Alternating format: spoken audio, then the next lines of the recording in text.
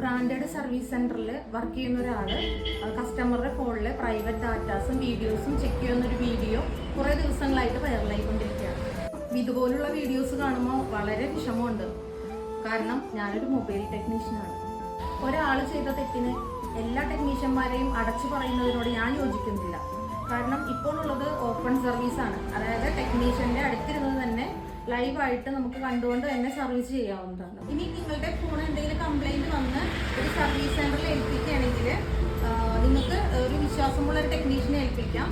ഇനി അതിനോ നിങ്ങളുടെ പേഴ്സണൽ ഡാറ്റാസ് മിസ്സാവുമെന്ന് പേടിക്കുന്നുണ്ടെങ്കിൽ നിങ്ങൾ സാംസങ് ഫോണാണ് ഉപയോഗിക്കുന്നതെങ്കിൽ മെയിൻ്റനൻസ് മോഡ് ഓൺ ആക്കാം. ഓപ്പോ വിവോ ഫോണുകളാണ് ഉപയോഗിക്കുന്നതെങ്കിൽ റിപ്പയർ മോഡ് എന്നുള്ളൊരു ഓപ്ഷൻ ഉണ്ട്, അത് ഓൺ ആക്കാം.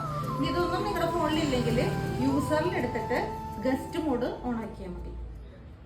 അപ്പോൾ ഈ വീഡിയോ നിങ്ങൾക്ക് യൂസ്ഫുൾ ആയിട്ടുണ്ടെങ്കിൽ നിങ്ങളുടെ എല്ലാ ഫ്രണ്ട്സിനും ഒന്ന് ഷെയർ ചെയ്ത് കൊടുക്കണേ.